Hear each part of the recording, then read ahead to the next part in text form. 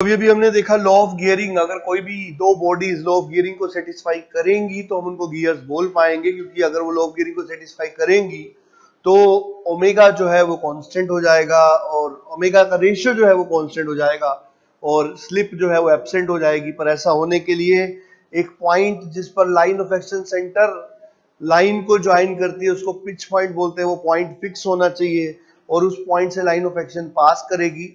अभी तक हमने इतना देखा है। उसके बाद स्लाइडिंग वेलोसिटी जो होगी वो लाइन ऑफ एक्शन के परपेंडिकुलर डायरेक्शन में हो सकती है, स्लिप नहीं होनी चाहिए, इतना हम देख चुके हैं। अब जब ये कंडीशंस हमने डाली और मैथमेटिक्स से बात करी तो mathematics has blessed us with two profile जो कि इस बात को फॉलो करती है, और उन दोनों में से जो पहली प्रोफाइल है उसका नाम है इनवॉल्यूट और दूसरी प्रोफाइल का नाम है साइक्लोइडल। तो जो दोनों प्रोफाइल्स हैं, एक इनवॉल्यूट है और दूसरी साइक्लोइडल है, एक एक करके हम इन प्रोफाइल्स को देखने वाले हैं। तो सबसे पहले जिस प्रोफाइल का डिस्कशन हम करेंगे उसका नाम है इनवॉल्यूट प्रोफाइल। और इनवॉल्यूट प्रोफाइल में मैथमेटिक्स ने जो डेफिनेशन दी कि अगर आप इनवॉल्यूट बनाना चाहते हो तो कैसे बनाओगे, तो mathematics has defined involute like this कि आपके पास एक सर्कल है और ये जो सर्कल है वो फिक्स्ड सर्कल है, और अगर ये सर्कल फिक्स है तो इसके ऊपर आप एक स्ट्रेट लाइन ले लो, it is a straight line, और ये जो स्ट्रेट लाइन है वो इस सर्कल पे इस तरीके से मूव कर रही है कि इन दोनों के बीच का जो मोशन है वो प्योर रोलिंग मोशन है। मतलब ये स्ट्रेट लाइन जो है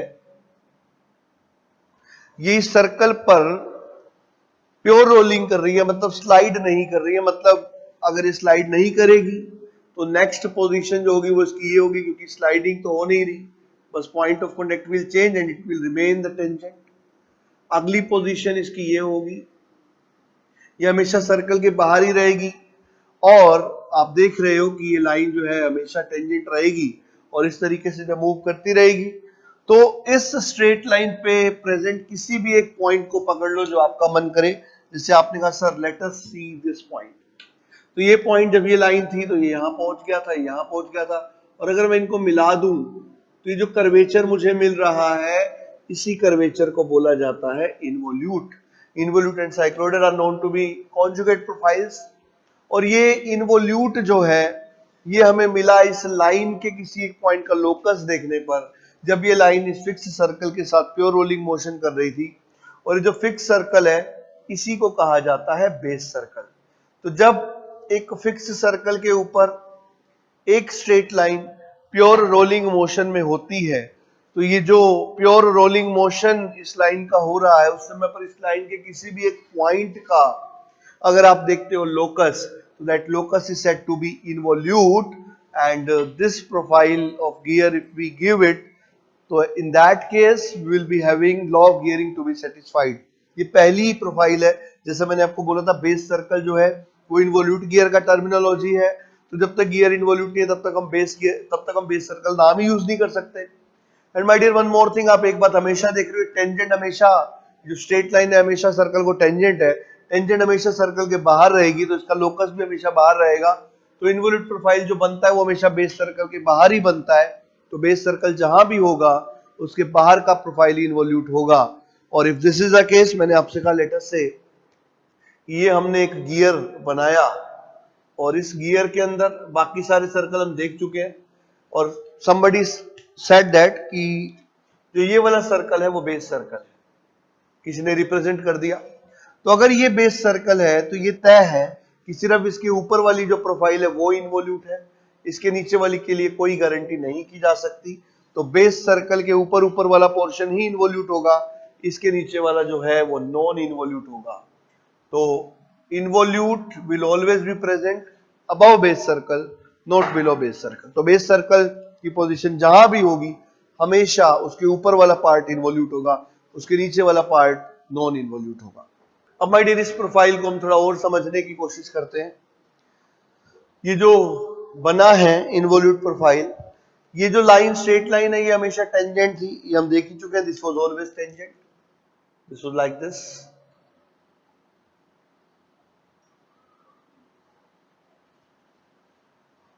so this was always tangent,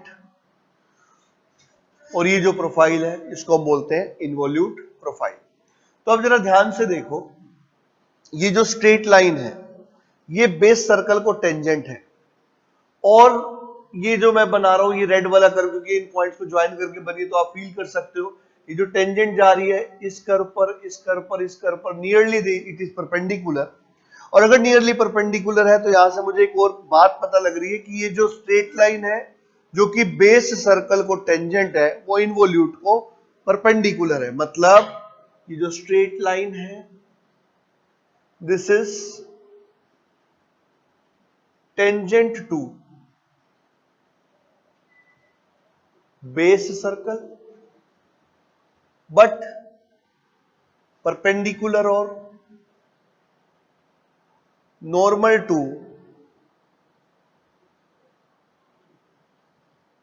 involute profile है।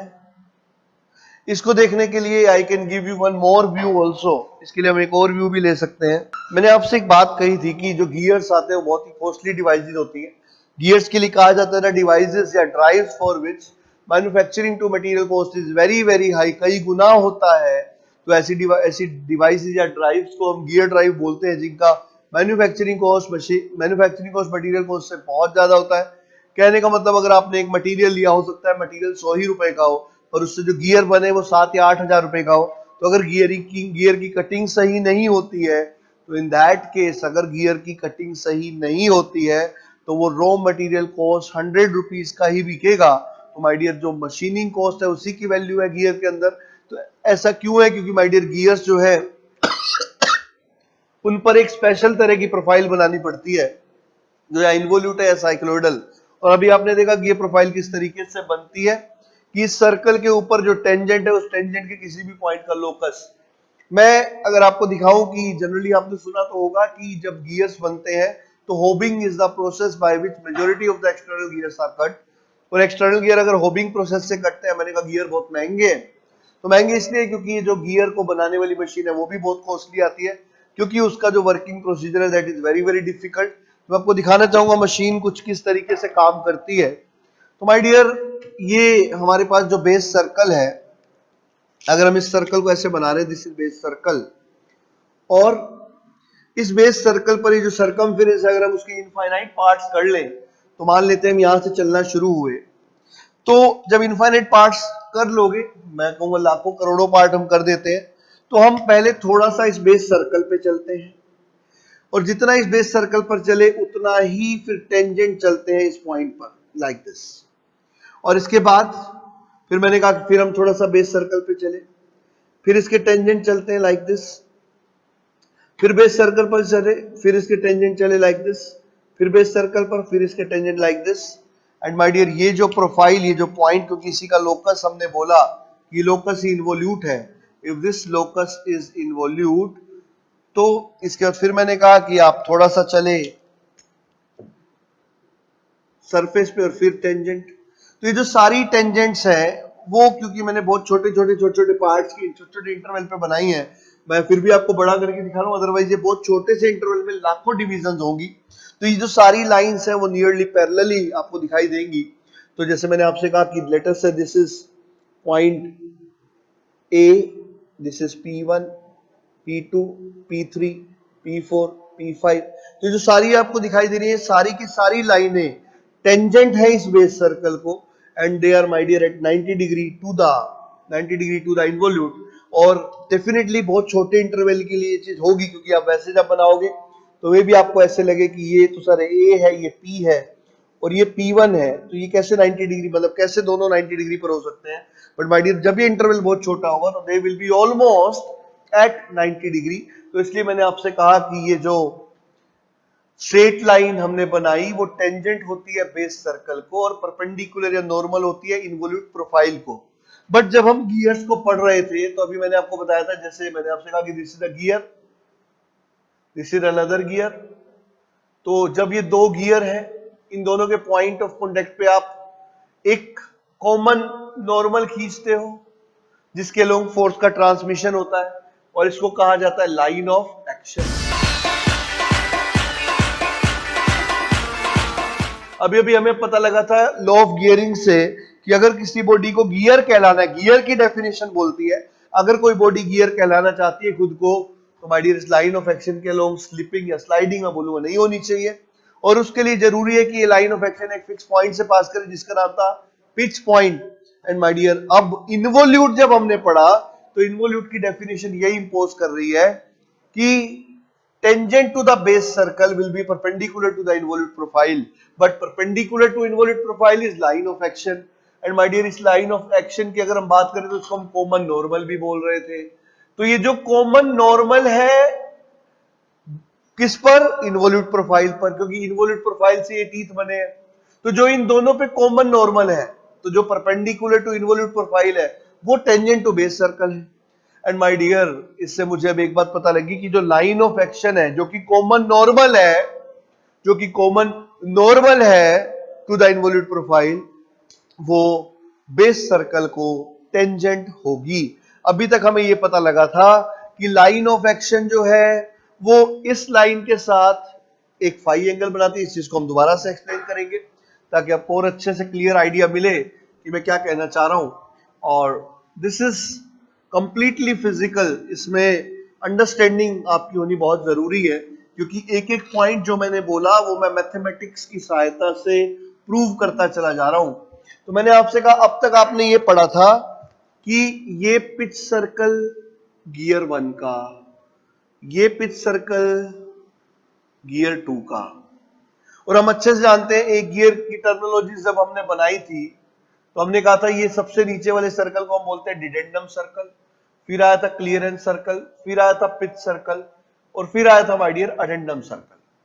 तो अगर ये पिच सर्कल है एक गियर का तो इसको मैं बोल रहा हूं pitch circle 1, this is pitch circle 2, this is my dear centre of this is centre of this, ये सेंटर को ज्वाइन करने वाली लाइन, और इसको हमने बोला था दिस इज कॉमन टेंजेंट।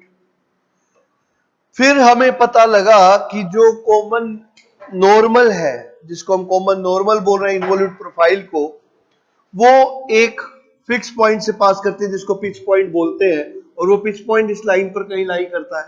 तो मैंने कहा कि वो लाइन अगर ये ऐसे पास कर रही है तो इसको बोला line of action. This line of action was common normal to both the involute profile, और ये इस टेंजेंट से जो एंगल बना रही है उसको बोलते हैं प्रेशर एंगल। फिर मुझे पता लगा कि वो एक फिक्स पॉइंट से पास करती है, मान लेते हैं यही वो फिक्स पॉइंट है जिससे वो पास कर रही है। तो if this is the point P जिससे पास कर रही है, तो हमें पता लगा कि अलग अलग पॉइंट ऑफ कॉन्टेक्ट पर जब ये कॉमन नॉर्मल खींचा जाएगा तो हो सकता है कभी वो ऐसे पास कर रहा हो, कभी वो ऐसे पास कर रहा हो, क्योंकि अभी तक कंडीशन सिर्फ इतनी थी कि वो इससे पास करेगा। बट अब एक और कंडीशन इंपोज हुई, law of gearing has imposed one condition कि line of action must pass through the pitch point P। But my dear अभी एक और कंडीशन इंपोज हो चुकी है, और वो कंडीशन इन्वोल्यूट ने इंपोज की है कि line of action base circle को टेंजेंट होगा। एंड माय डियर अभी अभी थोड़ी देर पहले हमने देखा था कि अगर हम एक गियर प्रोफाइल को बना रहे हैं, इसको आपने कहा डिडेंडम सर्कल, इसको बोला अडेंडम सर्कल, इसको बोला पिच सर्कल। तो डिडेंडम सर्कल के कहीं ऊपर एक बेस सर्कल नाम की चीज होगी, दिस इज बेस सर्कल, जिसके ऊपर का पार्ट इन्वोल्यूट होगा और नीचे वाला नॉन इन्वोल्यूट। तो अगर मैंने यहाँ पिच सर्कल्स दिखाए हैं तो मैं माय डियर चाहूं तो यहाँ सारे सर्कल्स एक साथ भी दिखा सकता हूं। जैसे मैंने आपसे कहा कि लेटस से ये हमारा एक पिच सर्कल है, पिच सर्कल 1, ये हमारा एक दूसरा पिच सर्कल है, this is pitch circle 2। Pitch circle के नीचे कहीं डिडेंडम होगा, कहीं बेस होगा, तो मैं सिर्फ बेस को दिखा रहा हूं। ये हमारा है बेस सर्कल 1, और इसी तरीके से एक होगा हमारा बेस सर्कल 2। ये हमारी लाइन ज्वाइनिंग सेंटर्स, और ये है हमारा पिच पॉइंट। अब माय डियर पहली कंडीशन तो ये है कि लाइन ऑफ एक्शन को इस P से पास करना है, और ये कंडीशन गियर की डेफिनेशन लॉ ऑफ गियरिंग ने इंपोज करी। तो माय डियर इससे पास करने वाली लाइन ये भी हो सकती है, ये भी हो सकती है, ये भी हो सकती है, ये भी हो सकती है। देयर आर इनफाइनाइट पॉसिबिलिटीज, इसलिए infinite possibility of pressure angle भी होगी। पर अगर ये गियर इन्वोल्यूट है, क्योंकि बेस सर्कल सिर्फ इन्वोल्यूट के लिए डिफाइन है, तो बेस सर्कल इन्वोल्यूट में डिफाइन है, तो इन्वोल्यूट बोलता है कि जो कॉमन नॉर्मल जो कि लाइन ऑफ एक्शन जिसको आप बोलते रहते हो वो बेस सर्कल को टेंजेंट होगी। अब माय डियर अगर इस पॉइंट से पास करते हुए उसको इन दोनों सर्कल पर टेंजेंट भी होना है तो माय डियर ऐसी सिर्फ एक ही लाइन हो सकती है, क्योंकि अगर आप इस लाइन को थोड़ा सा टिल्ट करोगे तो इस सर्कल के अंदर चली जाएगी, टेंजेंट नहीं रहेगी, थोड़ा सा बाहर करोगे तो बाहर से निकल जाएगी, फिर टच ही नहीं करेगी। तो माय डियर सिर्फ एक ही ऐसी लाइन हो सकती है इन्वोल्यूट गियर के अंदर, एक ही ऐसी लाइन हो सकती है जो बेस सर्कल को टेंजेंट भी हो और पिच पॉइंट से पास भी करे। अब क्योंकि इन्वोल्यूट में ही बेस सर्कल का कॉन्सेप्ट है तो ये सारी बात सिर्फ इन्वोल्यूट के लिए मैं कह सकता हूं। साइक्लोइडल के अंदर क्योंकि बेस सर्कल नहीं होता, वहां पर ये लाइन एक से ज्यादा पॉसिबिलिटीज में हो सकती है। एंड माय डियर हम जानते हैं कि इस वाली लाइन को हम कॉमन टेंजेंट बोलते थे, ये ग्रीन वाली लाइन जो है वो कॉमन नॉर्मल है, तो ये है कॉमन नॉर्मल। अब तक मैं बोलता आ रहा था कि मुझे ऐसा लग रहा है इस कॉमन नॉर्मल की बहुत सारी पॉसिबिलिटी है, पर माय डियर जैसे मैंने गियर को इन्वोल्यूट बोला अब कॉमन नॉर्मल एक फिक्स लाइन बन गया, क्योंकि बेस सर्कल को टेंजेंट और पिच पॉइंट से पास करने वाली एक ही लाइन फिजिबल है जो कि कॉमन नॉर्मल है। और अगर ये लाइन फिक्स हो गई माय डियर तो इसका सीधा सा मतलब है कि जो प्रेशर एंगल है वो भी कांस्टेंट हो गया। तो यहां से मुझे एक और बात पता लगी कि जो इन्वोल्यूट गियर होते हैं उन इन्वोल्यूट गियर्स के लिए जो प्रेशर एंगल है वो कांस्टेंट होता है, क्योंकि लाइन ऑफ एक्शन एक ही लाइन होती है। लाइन ऑफ एक्शन की डेफिनेशन हमने पढ़ी है कि line of action basically common normal to both the involute होती है at the point of contact. But my dear ये लाइन हो गई फिक्स, एक ही लाइन है, वो बोल रहा है एक ही लाइन है ले दे करके, इससे ज्यादा है ही नहीं हमारे पास, यही लाइन रहेगी हमेशा लाइन ऑफ एक्शन, मतलब हमेशा लाइन यही इसी पिच पॉइंट से पास करेगी क्योंकि वो गियर है और इन दोनों को टेंजेंट होगी क्योंकि वो इन्वोल्यूट है। तो माय डियर इन दोनों कंडीशन को सेटिस्फाई करने वाली एक ही लाइन है और ये एक ही लाइन हमारे पास है लाइन ऑफ एक्शन। अब लाइन ऑफ एक्शन जो है हमें मिलती है जब हम एक गियर टीथ को दूसरे गियर टीथ पर कांटेक्ट में लाते हैं, तो हर पॉइंट पर जो दोनों इन्वोल्यूट को कॉमन नॉर्मल होता है वही कहलाती है line of action. But my dear पूरे मेटिंग में ना तो बेस सर्कल की पोजीशन चेंज होगी ना पिच सर्कल्स की, तो अगर ऐसा है तो कॉमन नॉर्मल सेम ही रहेगा, मतलब गियर्स घूमते रहेंगे, टीथ एक दूसरे पर चलते रहेंगे पर लाइन ऑफ एक्शन चेंज नहीं होगी। बट माय डियर जब एक गियर टीथ दूसरे गियर टीथ पर चलेगा तो पॉइंट ऑफ कॉन्टेक्ट तो चेंज होंगे। तो my dear point of contact change हो रहे हैं पर लाइन ऑफ एक्शन सेम ही है। तो ऐसा तभी हो सकता है जब इसी लाइन पर हमारे सारे पॉइंट ऑफ कॉन्टेक्ट लाई करे, क्योंकि लाइन एक ही है, पॉइंट ऑफ कॉन्टेक्ट इनफाइनाइट है and my dear point of contact की इनफाइनाइट पॉसिबिलिटीज भी है, पर वो सारे के सारे उन पर जब नॉर्मल खींचे जाएंगे तो वो सारे नॉर्मल ये एक ही लाइन है। तो इसका सीधा सा मतलब है कि सारे के सारे पॉइंट ऑफ कॉन्टेक्ट जो है वो सिर्फ और सिर्फ इस ग्रीन वाली लाइन पर लाई करेंगे, means all the points of contact between two gear teeth will lie on line of action. Line of action is the line which is the one single line in case of involute gear because of two condition, one imposed by law of gearing that it must pass through the fixed point known as pitch point, and my dear pitch point वो point होता है जहां पे दोनों pitch circle आपस में touch करे। तो ये दोनों पिच सर्कल जहां आपस में टच करते हैं उसको हम बोलते हैं P point of pitch point. और my dear point of contact की इनफाइनाइट पॉसिबिलिटीज है। तो ये लाइन जो है लाइन ऑफ एक्शन, ये line of action pitch point से पास करे, ये लॉ ऑफ गियरिंग बोलता है। ये दोनों बेस सर्कल को टेंजेंट हो, ये इन्वोल्यूट बोलता है। और माय डियर अगर मैं दोनों कंडीशन को इंपोज कर दूं तो ये एक ही लाइन हमेशा रहेगी, हमारा गियर घूमता रहेगा, टीथ के पॉइंट ऑफ कांटेक्ट बदलते चले जाएंगे पर लाइन ऑफ एक्शन यही रहेगी। तो my dear point of contact बदल रहे हैं पर उन सब पॉइंट ऑफ कांटेक्ट पे खींचा गया जो नॉर्मल है दोनों इन्वोल्यूट को वो ये एक ही लाइन है। तो my dear infinite number of point पर जब एक ही नॉर्मल आ रहा है तो इसका मतलब वो सारे के सारे पॉइंट इसी नॉर्मल पर होंगे। तो माय डियर अगर ऐसा है तो स्टार्ट ऑफ कांटेक्ट से लेके एंड ऑफ कांटेक्ट तक पूरे एंगेजमेंट पीरियड में जितने भी पॉइंट ऑफ कांटेक्ट हैं वो सारे के सारे इसी लाइन ऑफ एक्शन पर ही लाई करेंगे, मतलब इसी लाइन ऑफ एक्शन में कांटेक्ट शुरू होगा, इसी लाइन ऑफ कांटेक्ट में इसी लाइन ऑफ कांटेक्ट में कांटेक्ट शुरू होगा, इसी में कांटेक्ट खत्म होगा and this is my dear line of action. तो एक बार फिर से हम देख सकते हैं common tangent, common normal, pressure angle, base circle, pitch circle. Pitch circle जिस पॉइंट पर टच करे पिच पॉइंट और ये दोनों बेस सर्कल को टेंजेंट जो लाइन होती है वो common normal to the gear profile, involute profile, that is known as line of action. So this is the complete detail what we have discussed. तो हमने शुरुआत की थी इनफाइनाइट पॉसिबिलिटीज से और आकर हम खत्म हो गए एक लाइन के ऊपर और इसी लाइन पर हर पॉइंट ऑफ कॉन्टेक्ट लाई कर रहा है। तो माय डियर अब हमें जो डील करना है वो इसी के अंदर करना है। अब हम निकालेंगे कि जब कॉन्टेक्ट शुरू होता है से लेकर कॉन्टेक्ट जब खत्म होता है तो what is the path of contact, what is the arc of contact, what is the contact ratio, ये सारी टर्म्स अब हम एक एक करके माय डियर कैलकुलेट करने वाले हैं।